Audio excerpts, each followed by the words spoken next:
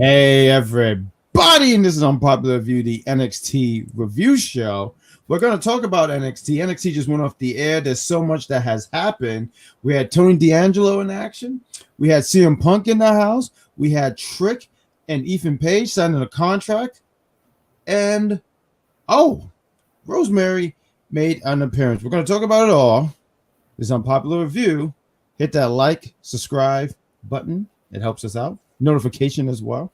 And we'll talk about NXT after these intros. Ladies and gentlemen, welcome to Unpopular Review. Thank you all for clicking on our faces. New flag with all that. Okay, so I wrote down some notes. Let's do that. I don't want to sit too hard. That's twice. That'll probably go over about as well as Colonel Dippy. Because there was no Jay White site. Okay, just straight up gangbanging. This story has been fit. You gotta pay attention. So Unpopular Review does not. What is the CEO up, Chris?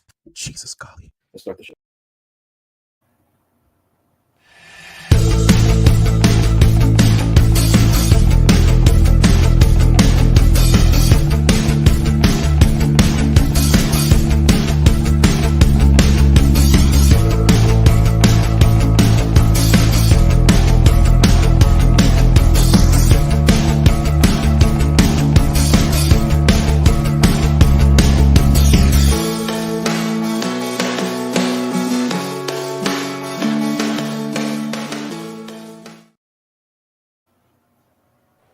Hey, folks, you already heard the introduction.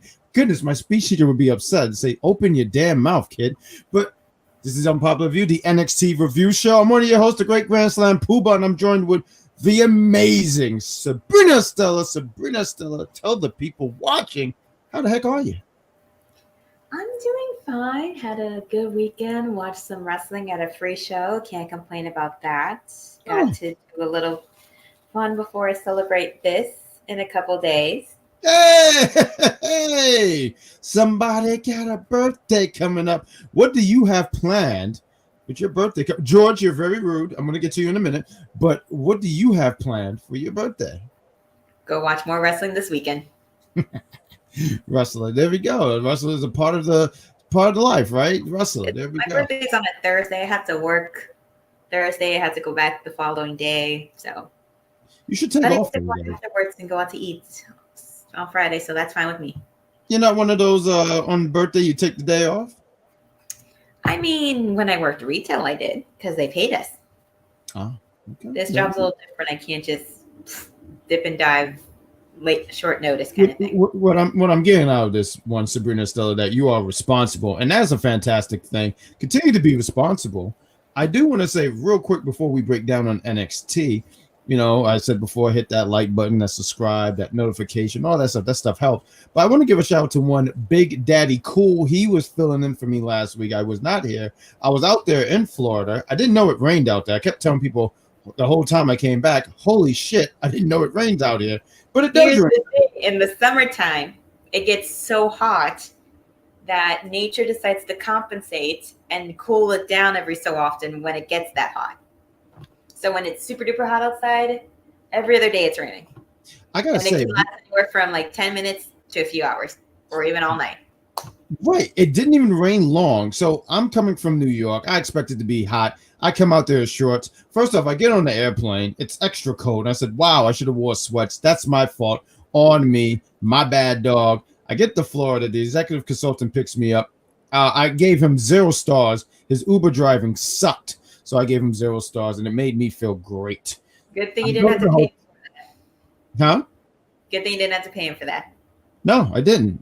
He got paid by being blessed with my presence. So good for him. I get to the hotel. It's great. I take a nap because I got there super early. 2 p.m. You know what I hear? Boom! I had this big thunder. Wakes me out of my sleep. I said, holy hell. Couldn't believe it. Rained, couldn't, and I told the executive consultant, "Why didn't you tell me this?" And he said, "Oh man, that's my bad. I'm just a big giant man. I don't know things." That's what he told me. That's how he sounded. But I had a fantastic time being out there. Just a message to the Florida native. I should have. You're absolutely right. That was my fault. I should have contacted you, sat in and said, "What does this weather look like?" I went to the executive consultant because I thought he had a brain. My bad. But I do want to give him credit. It consists of sucking up and kissing up to Dominic Mysterio and Liv Morgan, and also kissing kissing and sucking up to the behind of Solo Sikoa, the Timu tribal chief. Timu. Listen, I didn't put the whole Timu bloodline thing. Some fans put the sign out. No, but I understand. But it's hilarious because I didn't know about Timu. I mean, I knew about Timu before they said that about bloodline, but now when they use it, it's almost like Wish. Like the Wish version. It is a Wish. Yeah. So, but I had a great time out there. Went to an NXT show. It was great. I kind of was sitting there saying to myself, man, I should have went to this NXT show because I had a great time last week. But this one was cool because you had CM Punk out there. I wanted to see Jacy. Matter of fact, I'll pull the curtain back a little bit here. When I was there, they tell you what matches were going to happen for the following week. So when I saw Jacy Jayne was going to be on this card, I immediately looked at the executive consultant and said, and you had me come this week. But that's all right. I'll be back out there at some point, sometime. Shout out to the executive consultant, the technician. I know you. In the future, I will go up to New York to watch a wrestling show or two and meet some people. Whoa, that would be super cool. Should come out here. I mean, the good portion. I feel like it's even. I was telling the executive consultant, I feel it's even. Even though I think now for UPR, I think there's more Florida castmates than New York. But there's at one point it was more New York, so it'll be dope for you to come down there. You should come out here. We see you guys in the chat. We're going to talk about NXT here. George says real quick, Bad Guy Jack, you should come to my city, Louisville, Kentucky, for what we've called the Kentucky Derby Festival. What goes on out there? I'm not familiar with Kentucky, so what do you guys got out there? Do you guys have tacos? You sell me if you tell me you have tacos, and I'm there. Warman's in the house. He says, great. The great Warman's here. We see you, Warman. New H Man, he said, I saw the Mexico parade, and it was good last Sunday afternoon. Fantastic. That is great. He also says, hi there, guys. I got my new haircut last Sunday night. Good job. Good stuff. I'm going to go back a little bit higher here with George. George was saying NXT was pretty solid. He also says Roxanne is scared of Julia. She is pretty frightened of Julia. I'd be scared of Julia, too. Now that I know that Ethan Page and Roxanne are going to drop their titles, it's looking that way, right? I see them both dropping the championship. He also says CM Punk said that Roxanne is ready for the main roster. She is. I feel like she's been ready. For the last year, but they've only kept her down because there wasn't anybody. Not saying this in a negative way, but not anybody like that could be like the face of the company right away that could get it as far as like the face side. I think that they also kept her down here too, and I think it was great that they kept her down here for a long period of time too, because one of the things I like that they let her have a babyface run, and then to see and test her out as a heel, and I think it was one of the best things because I have to sit here and say her as a heel. I wasn't sure about it. I said I just don't see it. She's too much of a sweetheart. I just don't. And honestly, now I'm sitting there saying she's such a brat, but that's to compliment her on her job. She's done a fantastic job. So some people can surprise you. There's been a number of times where I've seen people at shows and they primarily have been a face at places that I've been to. And then when I see video footage of them in other places and they're a heel and they do a pretty good job, and I'm like, okay. Although at first when I watch, sometimes it makes me laugh because I can't take them seriously as a heel. But then as I keep watching, I'm like, okay, I understand. Yeah. So no, you're absolutely right. Totally surprised. Okay, we're going to get to NXT, but George, he says, tell me with the Kentucky Derby Festival, we have a fireworks show called Thunder Over. I just mentioned Thunder. I don't want to see no more Thunder. Thunder Over Louisville. Thank you. I messed that up. And we have a thing called Festiville, and they have great food, including tacos. Won me over. Maybe one day I'll make a trip over there. Good Chris in the chat says Cora Jade helped Roxanne retain. I kind of like that. I don't see that, but I like that. It'd be interesting, but yeah, we'll see what happens. And speaking of seeing what happens, please, we have NXT start off. Of course, they play the vignette of what happened last week with everything with the people winning, losing, all the shenanigans that happened. We get Trick Williams coming out and he's cutting a promo how he's going to whoop that Trick in Ethan Page and whoop that ego and end the era of ego once and for all. And basically ensure that it's going to be over, talking with Ava and all that stuff. And then as it keeps going, Ethan Page comes down, mocks the chance for Trick Williams, which he says at some point, hey, why don't y'all do the chant and I'll pretend to be Booker T and we'll do it.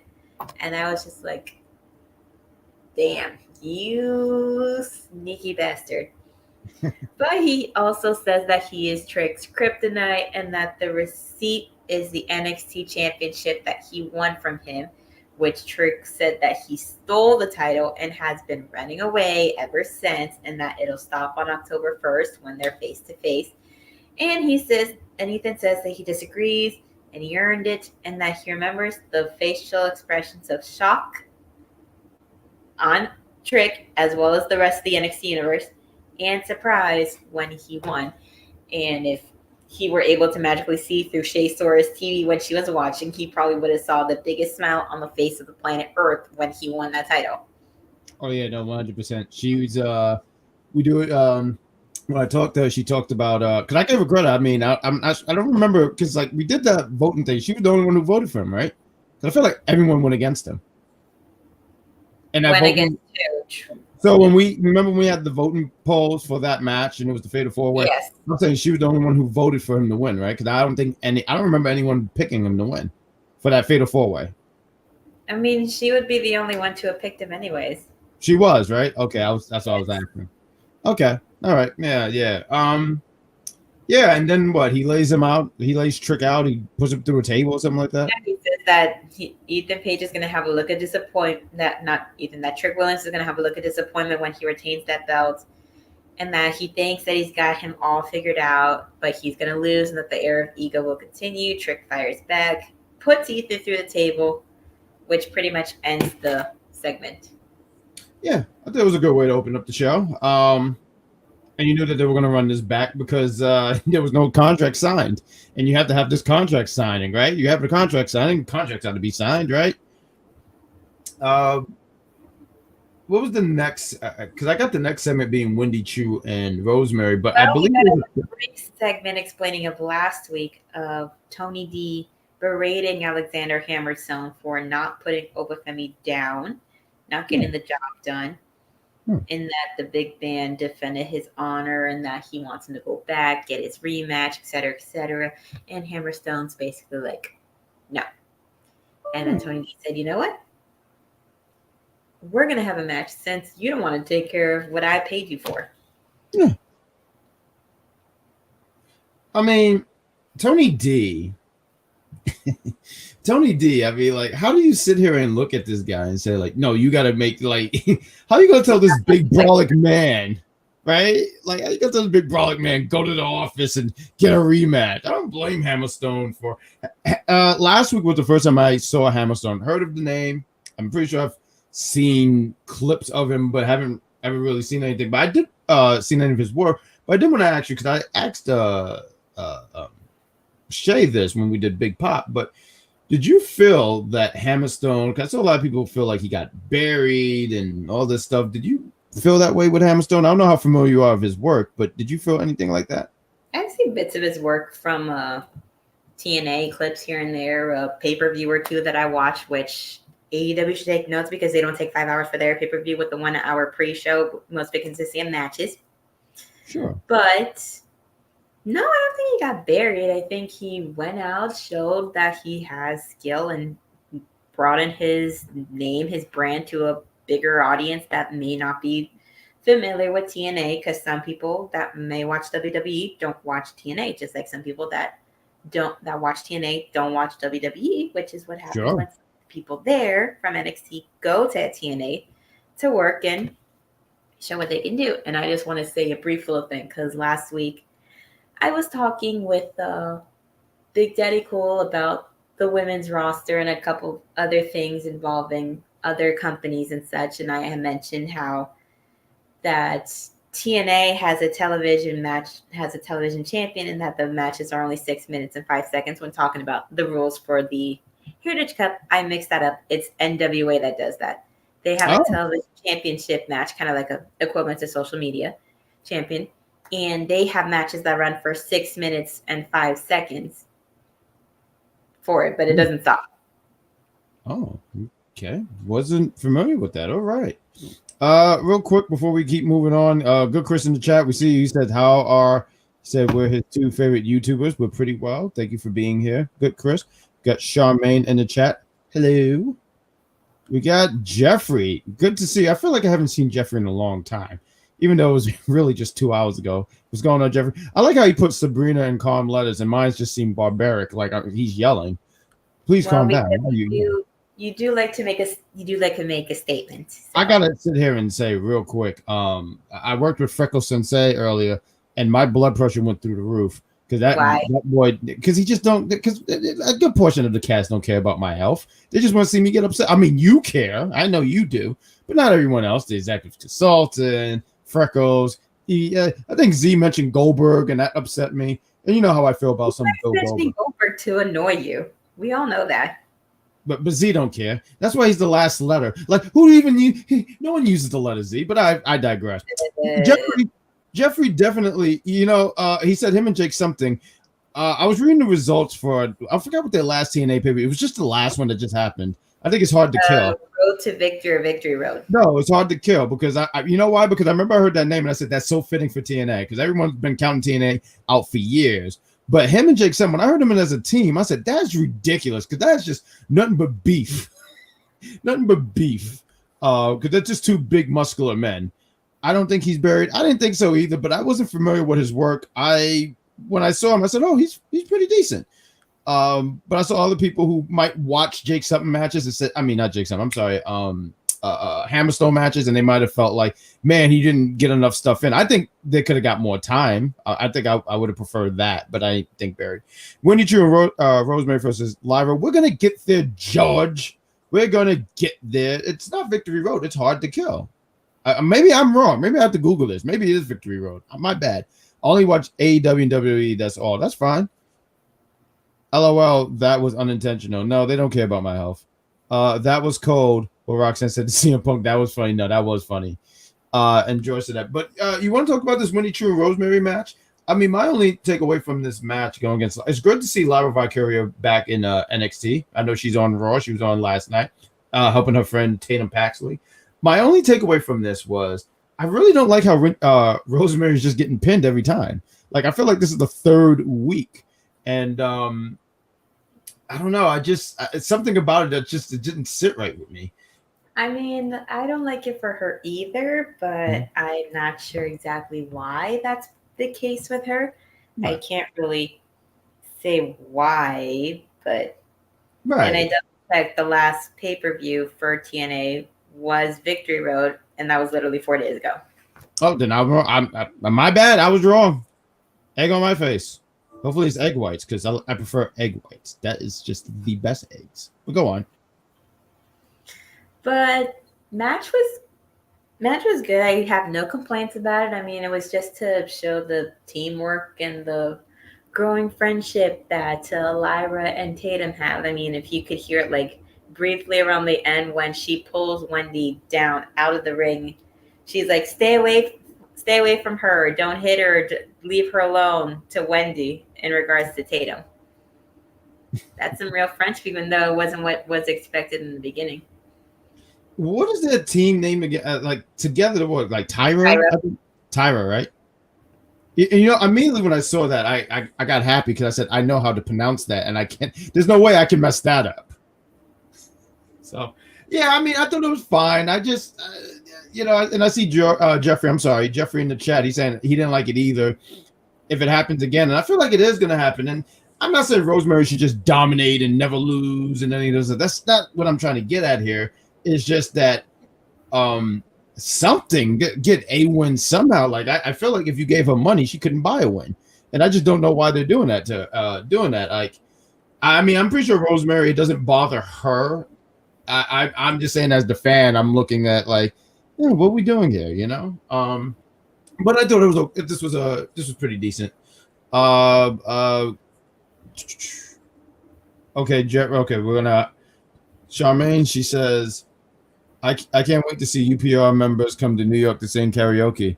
They just recently had Make a Man Out of You at the karaoke not too far from me, and I will sing my heart out. Now, I saw your story one, Sabrina Estella, and you shared the Christina Aguilera Reflections by Christina Aguilera a Mulan, I might sing that song because I was singing that the other day, and I said, "Who is that girl I see staring back?" I forgot the rest of the lyrics, and I just said, Staring back at me. "When will my reflection so?" Okay, I popped the blood vessel. I'm not going to sing the rest of it. It's a beautiful song, fantastic. Yes, Matter of fact, Mulan has some really banging tracks on there. Honestly, "Make a Man Out of You." I did one push-up. That's it. that's about as many as I can do too. So I only do, if I do too many, I get too ripped. I might look like Jack something. No, what's his name? Jake something and Image Jake something, Obafemi and Hammerstone. That's what I would look like. All were from 2 push-ups. I don't like it either. Maybe she's putting people over, and that's what she's doing. Over, but does she have to be the one to eat the pin every time? Why can't Wendy eat one? That's the thing. I just feel like it's all the time, and I don't know. Like, once again, I don't think she cares at all. It's just, me as the viewer. I'm like, why is it always her? She's probably just putting the girls over since she's the vet, and I could see that. I could see that completely. That. Don't break my phone screen. Don't be rude. My voice. Some people said Jeffrey. I'll have you know. Someone once said my voice is a mix of Fergie and Jesus. So how dare you? That is very rude. Is that from Step Brothers? Yes, it is. Yes, it is.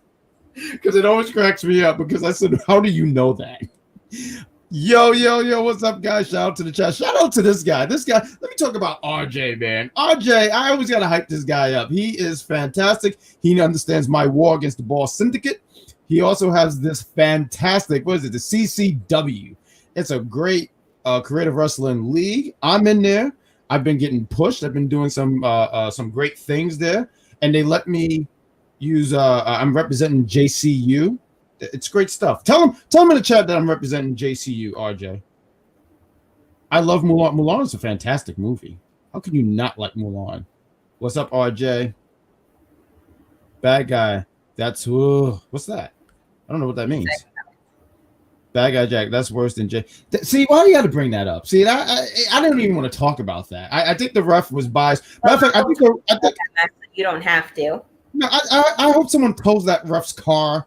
I hope that somehow I hope that I hope he buys like these nice pair of white shoes. They're fresh, nice out of the box, and someone just spill mud on it or something like that. Matter of fact, I hope that his wife just loves him, because I'm not going to. Anyway, we get Ava Raine, Trick Williams being interviewed backstage, both agreeing that the contract must be signed by the end of the night. So they're going to figure out how to get Ethan to sign it as well. The D'Angelo family and Alexander Hammerstone, they're coming to the ring. Commercial comes. Then after that, we get the No Quarter Catch crew hanging out. Charlie Dempsey's congratulations Tavion Heights for his success in Japan, which tells us how his time in Japan went, and that he tells him and Myles to go after the tag titles and tell Ren to make more of a name for herself as well. Now I'm just going to say this. To the creative team of NXT, what the hell are y'all doing with Ren? Why the hell are you writing her in this crazy, quirky best friend that's trying to be bad kind of character? I can't stand it. I have seen her indie matches. She's a fantastic heel and knows how to make people hate her. So if y'all are doing it for a reason, please make it make sense, because this is getting on my everlasting nerves. Not for nothing. I really like what Ren is doing. I think it's hilarious. I like how every time I have a little bit of bias seeing her previous work before she got signed. And that's all good. All good. I like how every time Charlie tries to talk and leads the team, because he's the leader of the team, and she just interrupts him. And he's getting. Did you notice the Motorhead mustache that he got going on? Pretty cool stuff there. Oh, I was too busy looking at the vein that was throbbing in his forehead from Ren interrupting him for the 20th million time since joining the No. Oh man, that could be very annoying. I bet he probably sat here and was just very annoyed by that. But I like Ren. I honestly like her a part of this group. I feel like she just adds another layer to this group. I mean, I've heard a lot of people say this group is fun. It's just the character work. I don't love it for her because I know what she can do. Right. And I'm pretty sure we're going to get to see more of it. I think right now this is an entryway. This is an entryway for her, for people to also get familiar with her. For some people, because not a lot of people know her work outside of NXT, right? And people are starting to get familiar with her. I like that they're starting to just feature her so much more. Like, I remember before, I was like, when I saw her before, I was like, oh, okay. But then when she started doing, when she was being like that doe-eyed new girl that's like trying to get in the ring and just show what she can do, kind of thing. Like, yeah, that got kind of old. I mean, I understood what they were doing because when working either in the indies or doing some stuff on AEW Dark or maybe Dynamite for a bit, like she did a good amount of heel work. That's where I first saw her. So Charmaine asks, why is NXT going to be on Channel 11? Well, it's Channel 11 here in New York. CW, and that is moving of it. Yeah, they're just going to move to watch it easier for me, so that way I don't have to use a website where so many people are watching at the same time that it buffers. There you go. And I'm not paying $70 for YouTube TV just to watch NXT. I do have to ask you guys if any of you guys watch TNA, because like it used to be on Fios. It would be on Access TV. For whatever reason, Fios don't have that anymore. So how do you guys watch TNA? Because I've actually wondered. They have like the same thing that Peacock does with WWE stuff. Oh, you mean like that? Yeah, I'm not paying for the streaming site. Yeah, $9.99 to watch it live and their pay-per-views. She did have actually last week when we was at NXT, I thought it was actually pretty hilarious. They kept showing her, like they were showing everybody. I saw her, I was like, who is that girl? That hilarious. I hope Ethan Page lose. You might be getting your wish there. And slapping Kalani Jordan didn't go well. It got her a match, so I don't know if it didn't go well. I mean, got to fight Ren Sinclair, and then Ren is going to get shown why nobody can do it but Lonnie. I hope because he's saying at some point Charlie's going to kick out. I hope not, because she's honestly, I think although all the members are in a way they all crack me up, but I hope not. What's going on, Steve? Thank you for filling in last week, my friend. Thank you, sir. Steve, your girl Lola wants to see why you have to. It's just George is someone who don't care about people. He loves bringing it up and loves making your blood. No, George is a liar. He pretends to be my best friend. He wants me to go to Kentucky just so he could just throw dirt in my face. I'm on to you, George. I have Access TV on Spectrum. Cool. Jack, how about adding Sabrina Estella? She's already part of the Jack Pack community war, man. What are you talking about? I created the group. How would I not know? I can't wait for CM Punk on 2 weeks left. 2 weeks left on CW. Steve loved Lola. Well, honestly, Lola made the shit list for me. I'm not gonna lie. Like, oh look, I could throw a punch. I could throw a punch too, Lola. I wouldn't say it to her face because she would rip me apart. But we were talking about Tony D'Angelo against Hammerstone. It wasn't really a match. I mean, what? They're out there for a few minutes. Match for a little bit, and then out of nowhere, Tony D literally walked out of the ring and just lost via count out.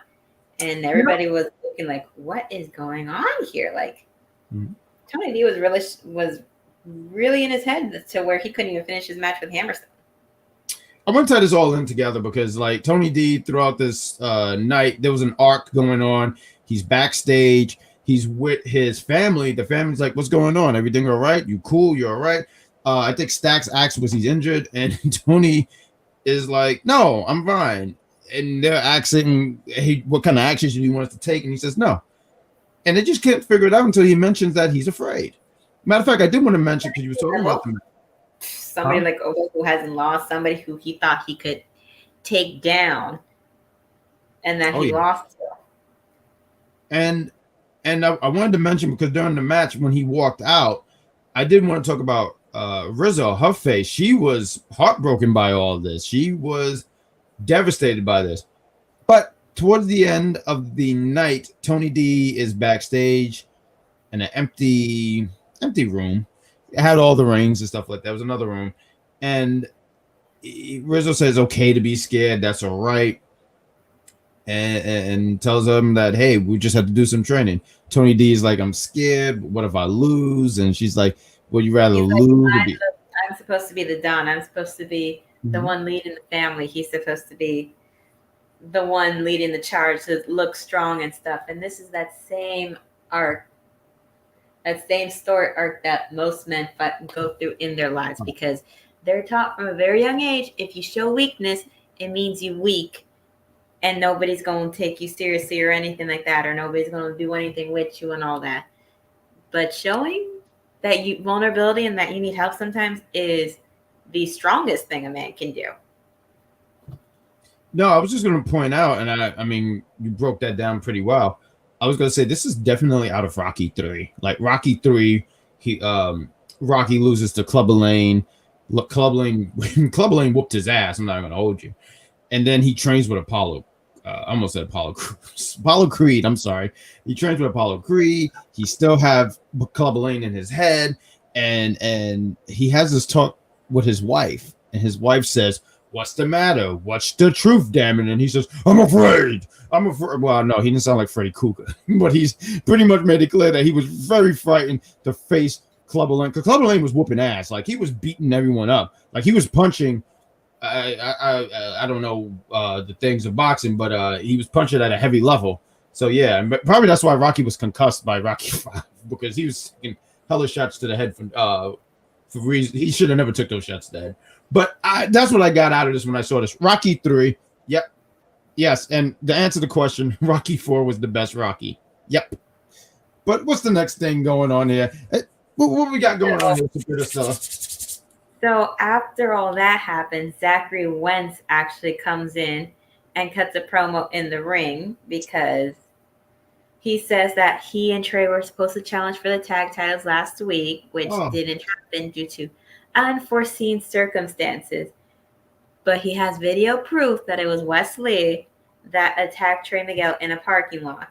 And before you say anything, it wasn't the NXT parking lot. It was the Full Sail University parking lot. And I know because I've been over there to get picked up to go to the shows in the Performance Center. Plus, the Full Sail parking lot is much bigger than any parking lot nearby. In that parking lot, yeah. But he says that Wes is a piece of trash, going to Miguel's hometown to attack him in Dayton, Ohio as well. Dayton, Ohio, but I could tell it was the Full Sail parking lot, and that he deserves everything that's going to happen in Chicago, and that he is going to whoop his ass and beat him down to the ground in a street fight.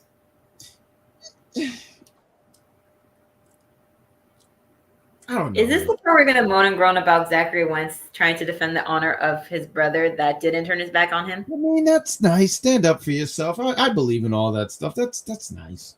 But oh, what do you mean, but? You sounded like you wanted to say something else, that you were annoyed by it. You sound like, oh, really? Did he have to do that? That's what you sounded like just now. Yeah, look, I mean, anytime I'm in a parking lot, I make sure to get in the car very fast. Why are you taking your time getting in the car? I think, honestly, and I like, what's his name? I'm sorry, Trey Miguel. Trey Miguel, he seemed like a nice guy. It's a pretty guy. Wesley shouldn't have attacked him that bad. That man's engaged. He's going to get married soon. And you know what? Congratulations. Fantastic. But I think he should have made sure that he had his butt in the seat so he can went to his fiance. But he took his sweet time. He said, oh, cool. Let me just take my time.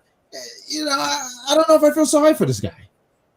And also, too, can I throw this out here real quick? Wesley, he pointed out, he did a footage thing on Twitter and Instagram. Yeah. I just have to say this.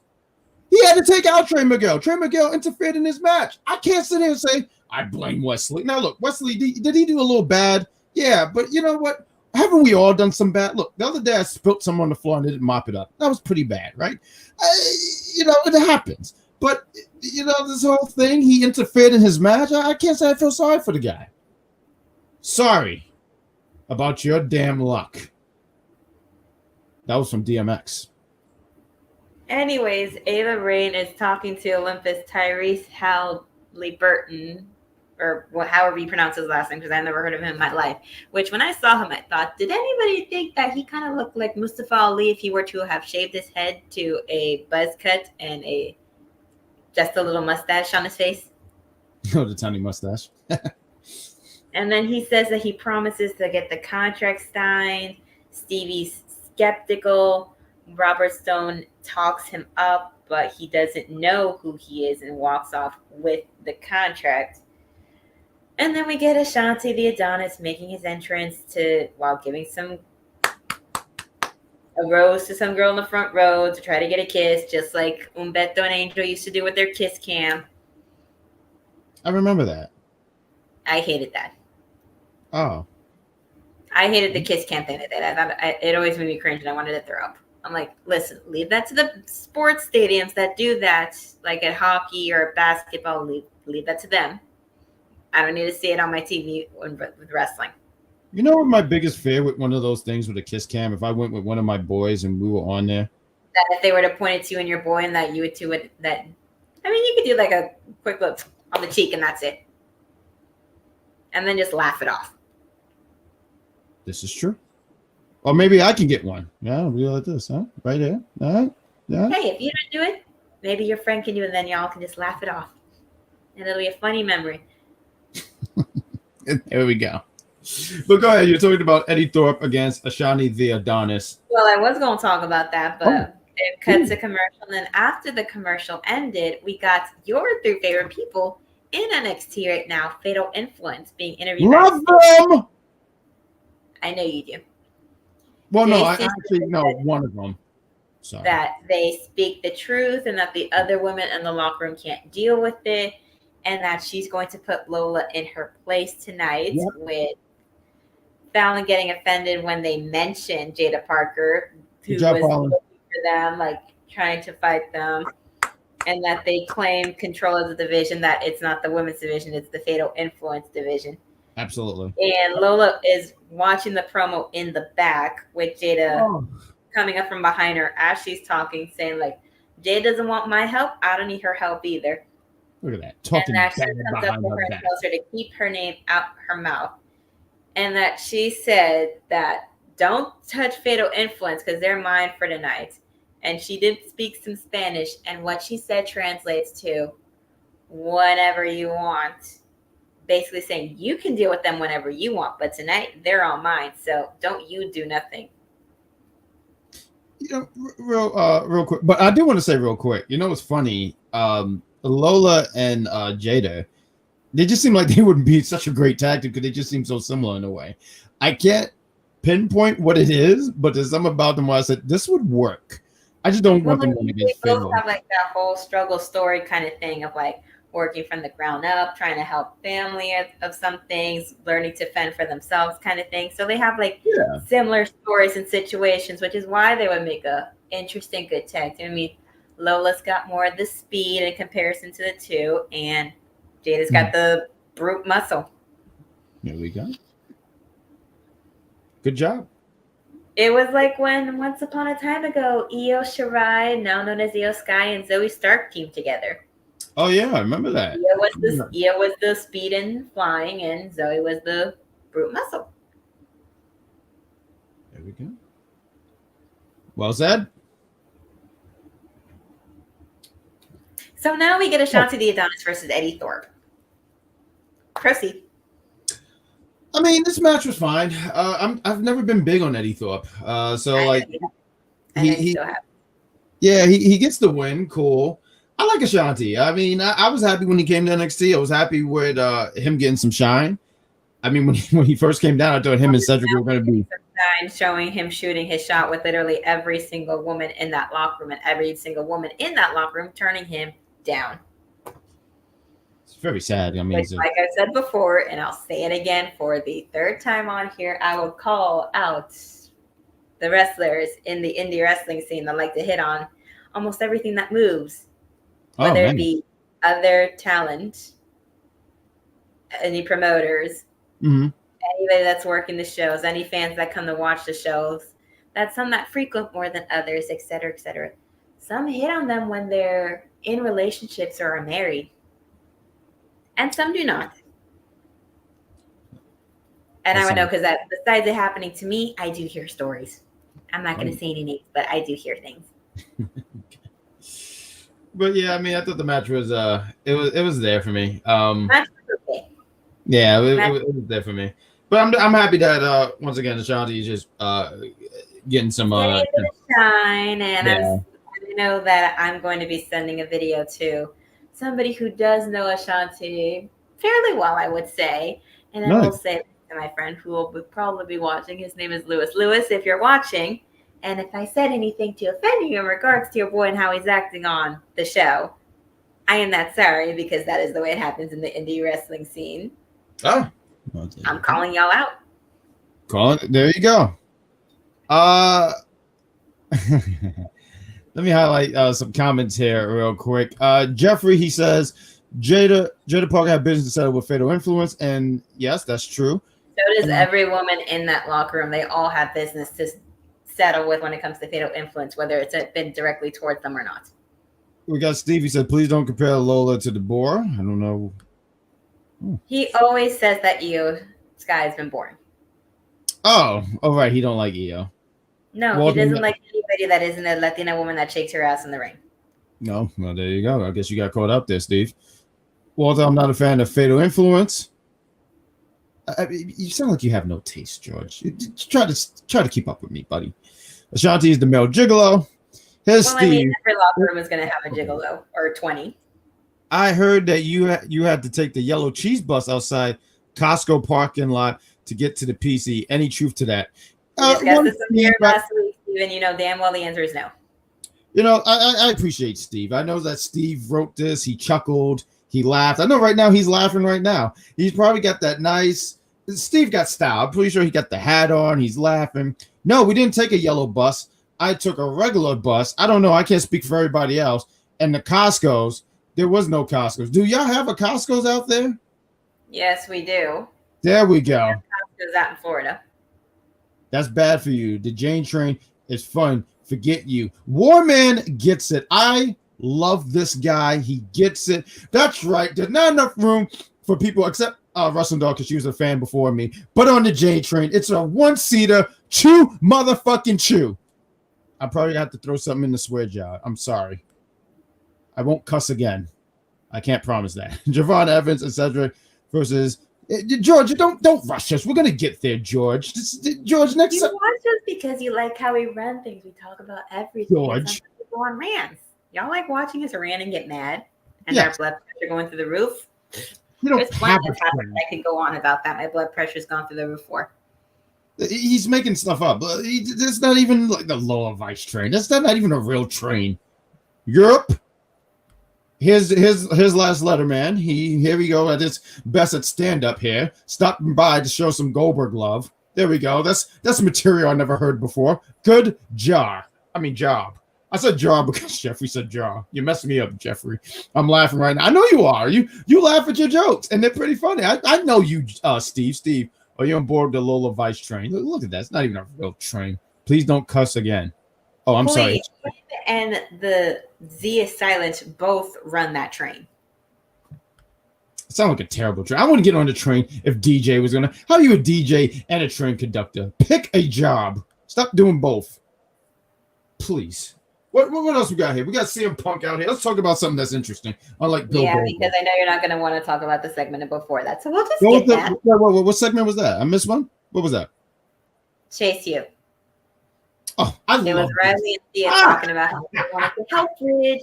Say that, we didn't want him to be like, everybody sees him as the bad guy. We wanted to prove everybody wrong and all that, show that we know him and all that. But Riley, just like me, knew that there was some shenanigans of buffoonery that was going to ensue with Rich Holland, which it did because they didn't win the tag titles and he got all butthurt.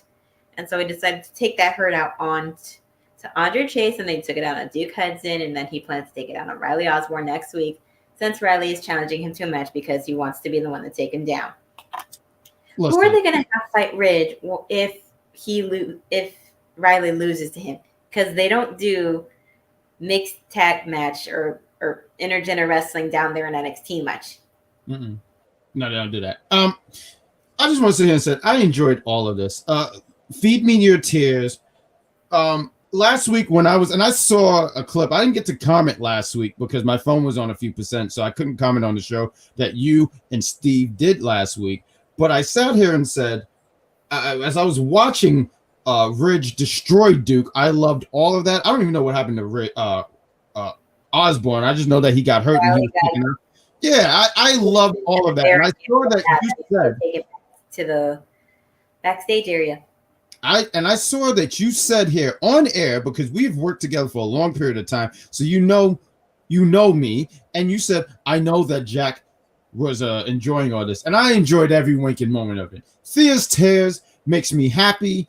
Osborne, he's not even like the Osborne from MTV. You remember that Osborne, the Osborne show? And it was Sharon, Jack, Kelly. I forget what the other one's name was. He was the originator Osborne, the one who ate the bat. I forget his name, but you know, Ozzy Osbourne. There we go. He's not even one of those, and he's gonna get dominated next week, and I look forward to it. It's making me happy right now. I am just very gleeful right now.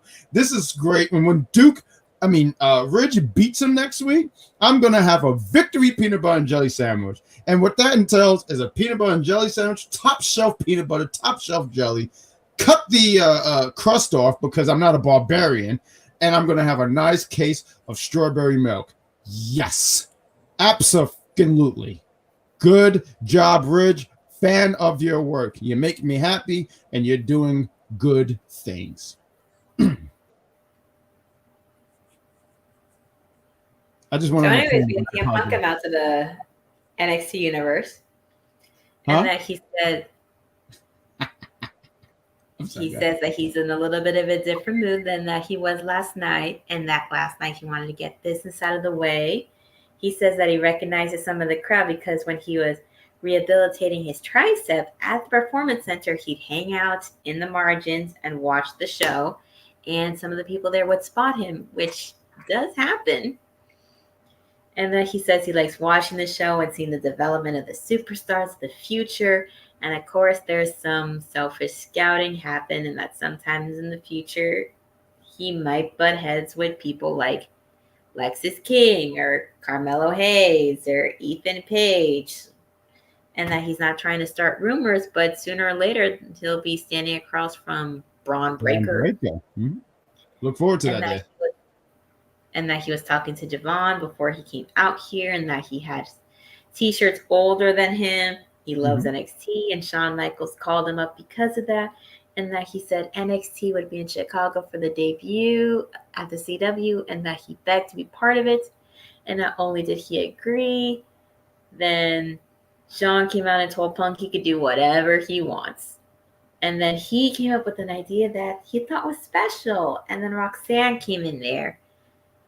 And that she said she's sorry to interrupt, and she says that 13-year-old me would be freaking out, and she was so happy to see him being in the ring with her favorite, one of the main reasons why she's here in the WWE, following his footsteps, being the voice of the voiceless, her voice as well.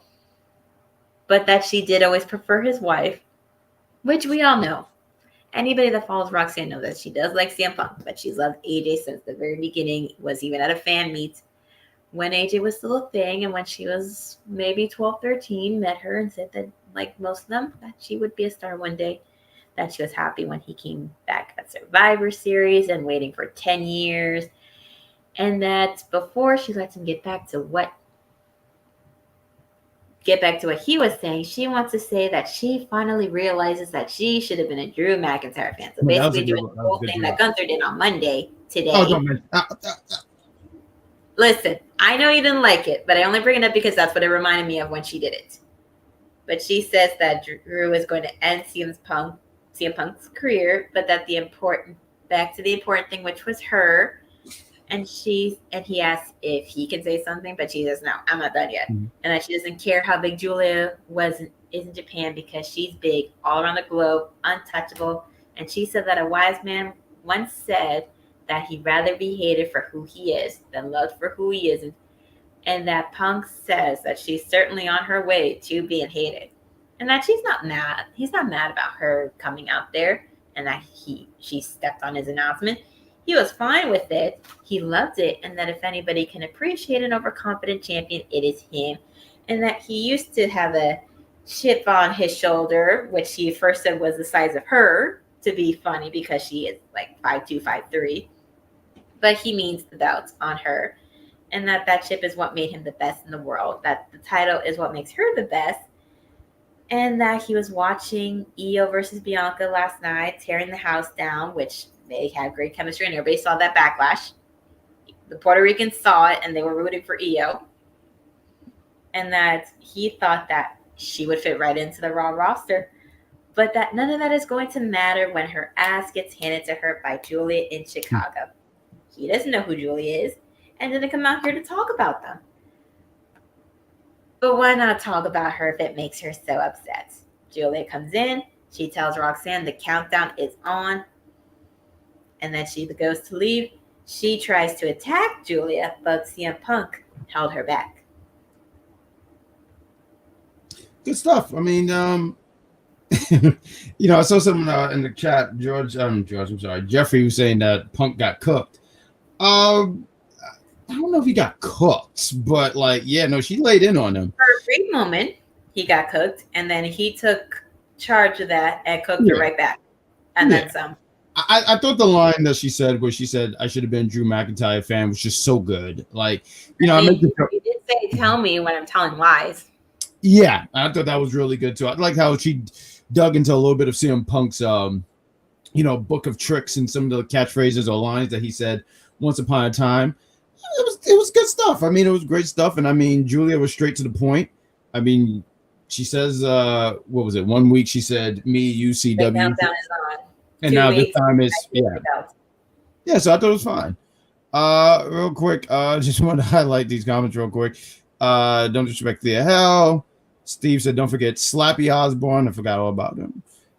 You mean, and that's coming from good Chris. I mean, not like strawberry milk.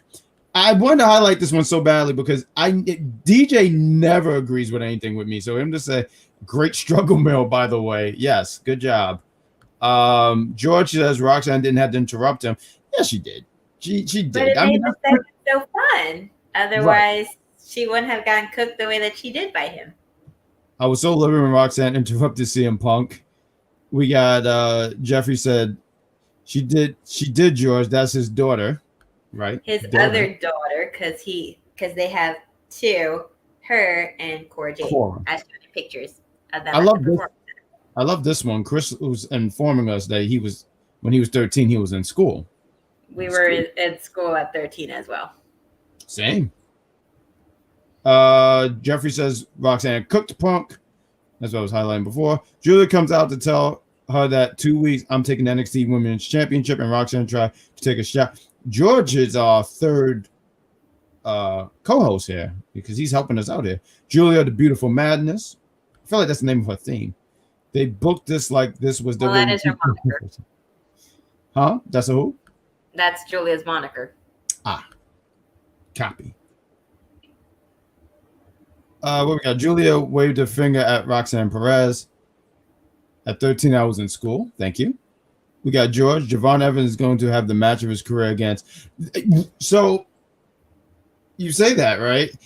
This is a big moment for Javon. Like when they announced it, and we're going to talk about the match, but when they announced it, I said, "Oh man, this is a make or break moment for him." I mean, he has a star making moment with Randy Orton. He's going to be maybe made as just too big. I mean, it's going to help him out in the future. I think about like moments like Undertaker, Jeff Hardy, 2002, that ladder match. That match really put a young Jeff Hardy on the map. So I look forward to that. And it's funny to me too, because Randy Orton, right? He's been around for 20-something years. I remember when Randy Orton debuted in 2002. He was that young guy at one point.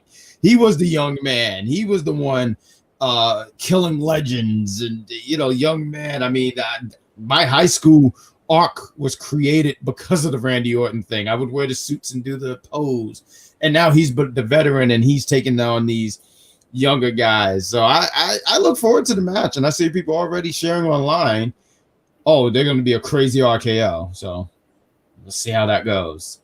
DJ, he says, someone has to be the villain, but the penitentiary endorsed struggle mills at all costs. Okay. Someone has to be a villain. All right. The villain for him is George and or Jeffrey occasionally in the chat. Really? Steve is not impressed with Julia. Says Julia is so boring looking. We got Warman says plot twist. Cora comes back and make Roxanne look. Wow, I don't see that at all. Steve, don't. Jeffrey says, do y'all believe that Julia is going to win? I do. I said when I've been saying it, I believe it. She's going to be the one to take the belt off of Roxanne. Right. We're not. So, Stephanie is coming, but I don't think she's going to be in NXT. I think they're going to put her in Raw and SmackDown. Same with Delta whenever they have her come in. I think she's going to be in Raw or SmackDown. we got DJ said also Roxanne is the only woman in NXT, the only woman in NXT that is main roster ready, as opposed to the four technically 3 of the 4 horsewomen came up at the same time, being Charlotte, Sasha, and Becky. Bayley came in later. And Steve is just not so impressed with Julia. Julia is stunning for sure. We were talking about Javon. In Japanese, Jean is in her blood. That's her DNA. There we go. What was the next match? We had Cedric and Javon going against Myles and Tavion, right? Javon Evans. Javon. Well, we do get the moment where Kehlani is getting interviewed. She's saying that when it comes to fatal influence, nobody's off limits. Whenever she does do her open challenge, that she hopes that one of them comes in so that she can show them what she's made of. And then Ren comes in, says that Charlie said that she needs to make a name for herself, and then slaps her in the face. And then instead of standing there looking all shocked like some of these people that do that would do, and she's like, oh hell no, and she just chases her out. I just wanted to say, because I was trying to say Tavion. Was it Tavion? Is it Tavion Heights? Tavion Heights. Okay. No, because last week when I saw him, I thought he hit an incredible belly to belly. That bad boy looked pretty damn clean. But yeah, what did you think about this tag match here? I think it did what it needed to do, which was to show the budding relationship between Cedric and Javon Evans, and to show that they know Quarter Catch Crew has a lot to work on in terms of getting wins. Because the only one of them that's getting wins more is Charlie Dempsey, and that's because the rest of them help him. There you go. Yeah, I mean, I like, once again, like I was talking about Adonis, I like that Cedric is getting some TV time. And I feel like this works for me. Cedric and Javon, and Cedric being the mentor. I think I suggested that before, and like, oh, he should be like the mentor for Javon, and yeah, it did what it had to do. And then they announced the match. I don't know why. On social media that he wants to challenge Javon when they go to St. Louis on the 8th. I was gonna say, I found that funny because he said, "Did you just see what Randy Orton posted?" And if you look, it was literally an hour ago that he posted that. I don't know. When I hear Vic Joseph talk, first name Collateral does that, I just sit here and go, "Stop it, Vic Joseph." Now I saw him in real life last week, and I gotta say, I feel like I'm very rude to Vic Joseph. I would say sorry, but I don't believe in those words. But I saw him throw candy to some kids. Say sorry to someone who has 2 first names. I refuse. And I realized this too. At first I said, that's such a nice gesture that he's giving these kids candy. But I realized what he's trying to do. He's trying to give these kids cavities. Shame on you, Vic Joseph. Well, I mean, it could be worse. I mean, he could be selling an energy drink that has far too much sugar than it claims. And give it time. More caffeine than a can of Monster, a cup of coffee, a can of Coca-Cola. No, give it time. Crime never stops. It only advances. Give it time. He's going to move up the ladder. I'm on to Vic Joseph. I know you try to defend Vic Joseph sometime. Oh, no, I'm not defending him. I'm just saying that he could be someone far worse, like the last former United States champion that we had. He's the Amoeba Boys. That's what he's giving me, the Amoeba Boy vibes. And I feel like I have to explain it to people who have no idea what's going on. That's the Powerpuff Girls. Let's talk about Brooke Jensen against Dion Lennox. I like Dion's when they did the Titantron and the logo for his name. I liked how that looked. I felt it kind of looked comic book like. He is a like comic book. He's the hero of his own story kind of thing, like doing the whole Superman thing. When he has on the glasses, he's Clark Kent, and then he takes them off, and whoop, he's Superman. He's the Hulk. You know, real quick, before this match started, it was hilarious because first you see the homecoming of the hero, Rich Harlan, and he talks about how he's gonna rip Osborne next week. Jensen's walking in, and he sees Sean Spears in the back, and I thought, is he gonna recruit him too? But no, see, that right. Is walking, and then he goes up to Sean Spears, and he's like, "You ready?" And then he's like, "Are you sure?" And then he's like, "Yes." And I'm just like, wow, Brooks Jensen really can't think for himself if he's going to. Well, hold on, wait a minute though. Everything that he's doing. Did you not get CW vibes there? Because this is what I thought. I thought just before the show, and I know they're moving to CW. I get it. I mean, we made the jokes about Brooke Jensen as the mustache turn or General Mustache and all that stuff. But this gave me like, I don't know, Smallville vibes. The way he walked, he said, "So we're doing it." You watched that show? No. Oh, okay. Thank you.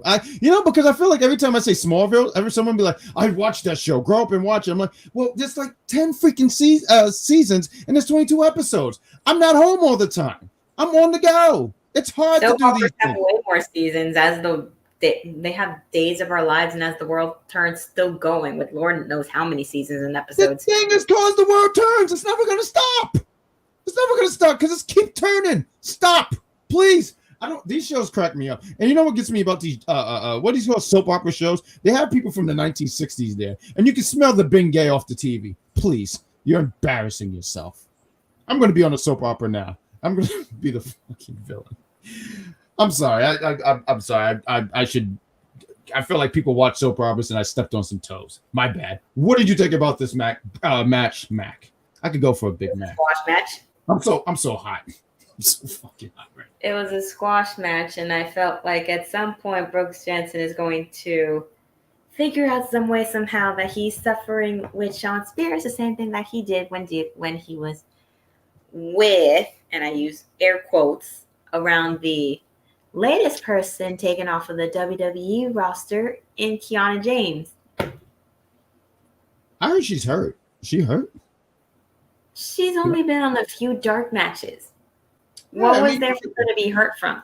Nobody put out any news in regards to that, so I have no idea. I heard something off of the active roster, and I was thinking to myself, if y'all were going to call her up and use her for a few matches on Dark, okay, fine. Use her for some Dark matches on Main Event. Yeah, George is saying that she's injured. Send her back down to NXT. Yeah, no, she's hurt. I thought so because I heard something about it too. And I mean, you can get hurt not even just by being in the ring. You can get hurt by just being outside. I mean, anything can happen. I don't know what happened, but I heard something. As a matter of fact, I saw a video not that long ago. She was strutting on like a runway or something. Mm-hmm. Yeah, with the clothing company that made the same stuff for John Cena. Oh, really? Wow. That's what it said on the video that I found. The young and the mustache. I got CW vibes tonight with Ariana and Tony D segment. Adriana. I'm gonna get the name right one day. Thank you, madam. One day I'm gonna get it right. That's what Miss Ariana Grace, who recently did pop up on TV, and then they did a segment with her and her father. I thought that was so cool. Which Steven didn't know that Ariana Grace was Santina Morella's daughter. Really? Days of They're getting ready for CW. He was like, why don't they just use her name? And I'm like, because they brought her in when Vince McMahon was there, and he had to know you can't use family names if you're second or third or fourth generation wrestlers there. I've heard she's hurt. Another thing, no, I'm laughing at Steve. I heard she's hurt. Last time she was seen, she was out on a date with George out, and First of all, we've all know damn well that that's not true. Okay? I didn't. I think it was real. Against George Lewis. But anybody that follows her on social media knows that she and Channing Staggs Lorenzo are together and have been a thing for quite some time. They've known each other from working the indie scene for a long time, and then they got signed on to NXT, and they just been a thing. I don't know, man. Official. You know what they call George in the streets, right? George Rizzo. I tried on that joke. It failed. Moving on. That was like on my face. We get Sorry, A-Town George. Down Under challenging Fraxium for the NXT Tag Titles next week. So we're getting that next week, along with them two being guests on the Grayson Waller Effect show. They're gonna get the Grayson rub.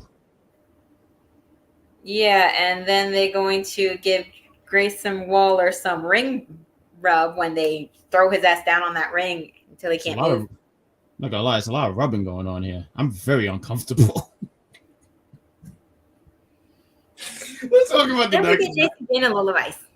I hated this so much. I hated all of it. You did. This made me mad, Wrestling Dog. Wrestling Dog, I want to talk. Did try to help by Okay, there interfering. we go. I just think the ref had something against JC. I don't think the ref was paying attention. Matter of fact, I think the ref was blind in one eye. I think the stylist has something against Jasmine because what the hell was she wearing? She literally has one of the. She literally has one of the sexiest ring gears in the NXT locker room. And then every other thing that they have her wear just has her all covered up, putting her in these bodysuits or these one-piece jumpsuits. I'm just like, let that shit go. It doesn't look great on everybody. It doesn't work. Swear jar. Listen, I will put $10 million in a swear jar to talk badly about what the hell they were putting on that woman. Because they can dress her so much better. I need Jacy Jayne to take Jasmine shopping and give her some better clothes because what the hell is she wearing? I mean, first off, I'm going to just say, I'm just jealous that you even have $10 million. I mean, I would pay $10 million in a swear jar to talk badly about some of the styling choices they've made if I could. I mean, no offense to the stylist, but what the hell did y'all put Julia in tonight? The top half looked like she was going out to party for New Year's, and the bottom half looked like she was going to a country bar.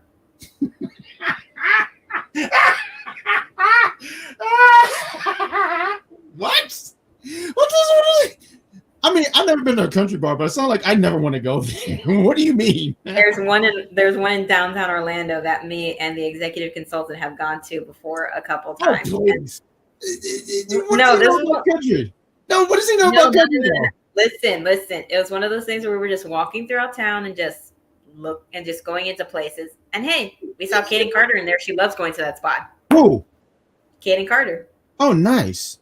You know what? That makes sense because sometimes I'll see like her videos on Instagram and she got like the cowboy boots and stuff like that. Yeah, that's her at the bar. She's dancing. Oh my God. No, but you gotta be careful with executive consultant because I didn't like how that sound. Like, hey, we just walked in there. Like, what is going on here? That's how people get. I'm sorry, that's the New York in me. You gotta be careful with the executive consultant because he's dangerous. I had a taser in my bag anyway, so. Oh, good job. All right. I also have police strength pepper spray in my bag. Good job. Good job to that. DJ says country line doesn't look fun. It's just too many of them. I go anywhere with Kaden Carter. Kaden Carter's a pretty girl. Absolutely. She's a pretty girl. I have done too much square dancing in my life. It was called PE in elementary school, and I refuse to ever do that again. So you'll never see me dancing to it. That's what y'all did? Yes, we have one PE teacher that had us do that. I hated it. She one time paired me with a kid that did not like me. And he did not want to do anything with me. And I tried to tell her to put me with someone else. She didn't listen because she was like a really old woman. And he actually she can't hear. Pushed me onto the ground and tripped me. I feel like you have something against old people here. You said she couldn't hear me. What? Because she's old? You know, old people can't hear. No, she just was one of those older, strict PE teachers that didn't care what we said and just wanted us to do what she wanted. Did she smell like fresh Bengay? Probably had her food already chewed. I'm so sorry. I'm on fire tonight. DJ asks, do you have 2 left feet? No, but I don't like square dancing. Who does like square? Like, you know what? You don't get. How do you get jiggy with that? Like, oh yeah, like what are you gonna do? Go up to a girl or a guy, be like, hey, you want to square dance? Oh, so get out of here, you square. I'm sorry, I'm on fire tonight. It's something in the water. What we got here? Steve says, I heard Jeffrey and Kaden been seen square dancing. He's been spreading a lot of rumors here. I mean, honestly, Steve got the scoop here. Steven's trying to act like them dirt sheets that Mike hates so much. I feel like Steve would be great at it. Like he could just be in a closet. He got a little notebook and he's just writing down everything. Like, yeah. Well, the first thing would be something about AEW went under. That would probably be the title of something. I don't know what else he would do. I just know that would be the first thing. But after the match was over, Fallon, Henley, and Jasmine do attack Lola and beat her down to the ground. Jacy gets up and attacks with them. Jada comes in and starts beating them down. It looks like she's making a save, but we all know that they could care less about each other. But Lola does get up and see all this, and they start bickering, and then referees have to get in between Look them. Look at that. What happened with the Fatal Influence? Because they're a unit. They're a oiled machine. Not them. They're a rocking chair hanging on by a thread. Yes. Okay, I know wrestling does tired of me. Move on. What's the next thing? So after all that fun, we get Tyrese in the ring to go over the contract signing, showing the entirety of his basketball team in the crowd as his backup before introducing Trick Williams in there. Trick Williams puts Tyrese over, calls out Ethan Page to come sign the contract before he beats his ass to do so. Ethan Page comes out. He says he gave him an out, but that he kept going and that he wants to force him to sign the contract. He'll do it. And that he says, when it comes to this title, Ethan Page is the Boston Celtics. And on October 1st, when he beats Trick, he'll be like Tyrese's team watching him victorious. And he signs the contract. And Tyrese puts Trick over before remembering he forgot something. Called for some music. And then comes in CM Punk.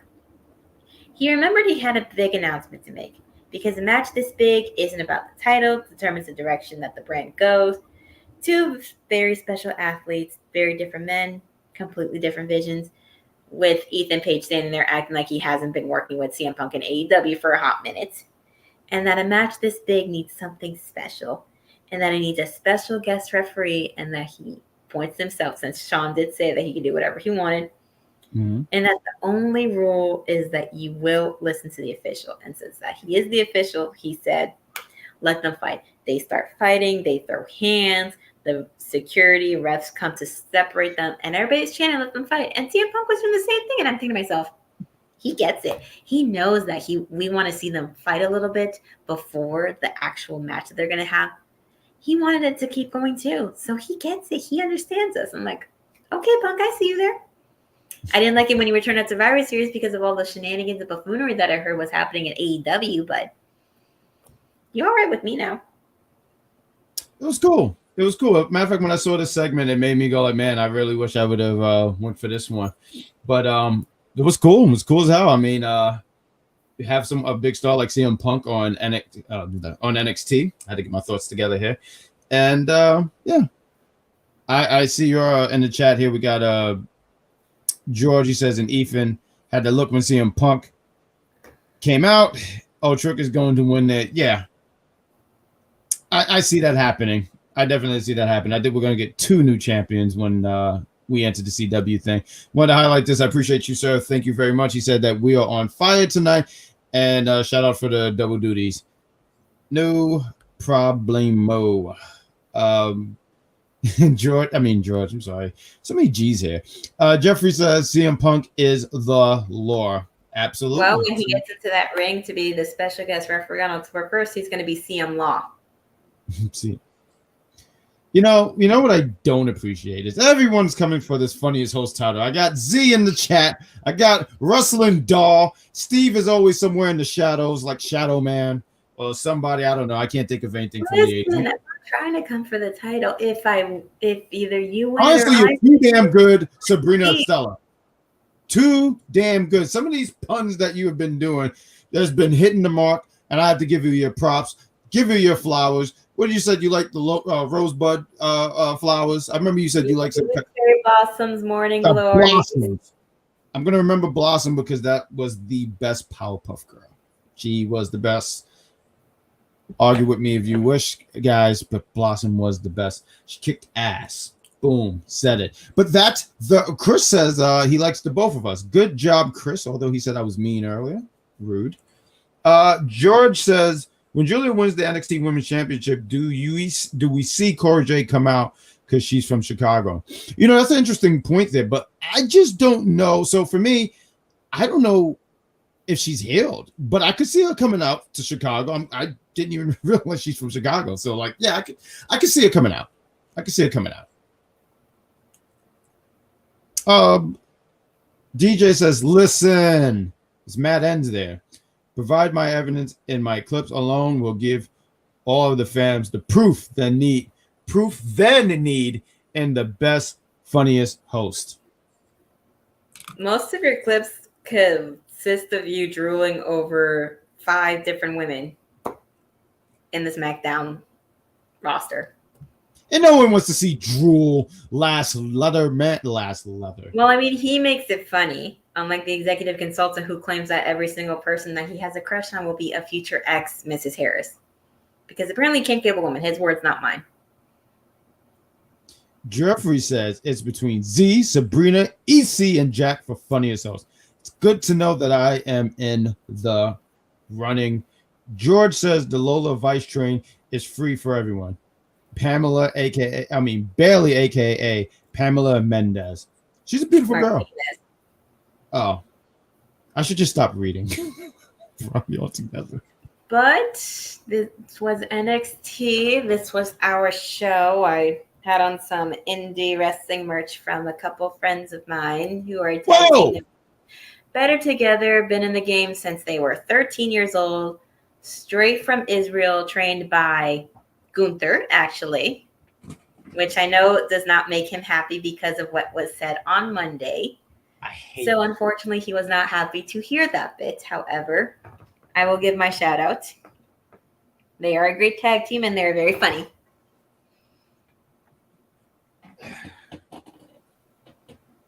One day I'll move on from this. Just won't be. You're never going to move on from it. And I'm completely fine with that because I don't really need to feel the need to talk about that person or the other person you don't like. So. See, that's what I'm talking about. Respect there. Thank you, Sabrina, Estella. But good job to them. Credit to them. Shout out to them. They're better together. Better together. That's a hell of a name. So, what was their? Could you mention like their stick, their gimmick? So you know how there's tag teams that have that gimmick where one's super happy and excited, and the other one looks like they don't want to be there. That's them. They have a little stick where I did mention this before on the show, where they have they wear the pants that you can rip off and it shows off their tights. One of them eagerly rips it off, and the other one doesn't want it to happen, but it still happens anyway. And the other one does, and it's just funny. Fantastic, Jeffrey with the Gunther. And DJ says, Jack, what are you gonna do when we send Sabrina a SmackDown Penitentiary shirt to wear on air? If I join you guys for an episode to help out, that's when I'll wear it. I'm not wearing it on Tuesdays with this one. Oh wait, I did it wrong. Right, we're gonna get shirts of our own. You know, one day, Z, we're gonna have shirts of our own. We're gonna wear the shirts. I just wish the executive consultant would get off his unflattering ass and actually get this merch going. I know that you do your own thing. We don't do that because we're stars. And people should just do stuff for us. So Z, you and your shirts that you can use to wipe walls can go somewhere. How about that? This is what happens when you give me a live mic. It's terrible, isn't it? But you know, with that all said, we got this thing where we tell people all these great shows. We got Z the Silent in the chat, and you can see him on Saturdays talking about it. But I'm not going to do this whole hey, this happens on this day and day because Sabrina Estella is going to do it. She does a fantastic job, and you're able to do it in such record time, too. So, Sabrina Estella, why don't you tell the people watching what we have for UPR? Well, on Monday nights at 6, you have the show for the intelligent wrestling fan, the Mike Knox Show. On Tuesdays at 7, we have Freckles Sensei and EC talking about all things that happen on Monday Night Raw. You have the NXT Tuesday Crew. Wednesdays, you have AEW Dynamite with Cactus Katie, Dan the Man, Venomous Vinny, Top 5s and or predictions happening on Thursdays, whatever that may be, depending what we have in store. If anything, I might give ideas for ones because That's my special day. And on Saturdays at noon or 1 o'clock, we have the SmackDown Penitentiary with Vic and the Zia Silence, aka Dice Man, talking all things SmackDown. And I want to give credit to Z. I know I give him a hard time. And honestly, I don't care. But he does a fantastic job on SmackDown. Him and Vic, they cover a SmackDown. And they do a really great job. And it's a fun show, fun review. I know sometimes you're on there. I'm never invited because I just don't like Sloppy Joe. But one day I'm going to make an appearance on the SmackDown Penitentiary. And trust and believe, I am not getting in the showers. So there's that. With that all said, Sabrina, Estella, you, madam, you do content, you do things. We always like to make sure that people know that there's a link in the description so they can go to your YouTube page, because you be going around, you say, Central Florida, you be doing some recordings. Take the floor. Well, I've said it before, I'll say it again. I have my own YouTube channel, The Unofficial Camera Woman, where I go throughout Central Florida and occasionally South and record wrestling matches at indie promotions, where you can see many talented individuals that have been shown either on WWE, AEW, TNA, and currently on NWA as well. And some of these people, whether they have been just jobbers for a bit, have been used for squash matches to elevate storylines, or have been used as just like security guards or stuff like that, or people that get put through tables for contract signings. You see them all. Fantastic stuff. Please go to the Unofficial Camera Woman's YouTube page. Like these people. Hey, look at that. There you go. And we just dropped the latest episode of the Big Pop Theory podcast. You could catch that on Apple Podcasts, Spotify. I mean, there's some other stuff where you can find it there.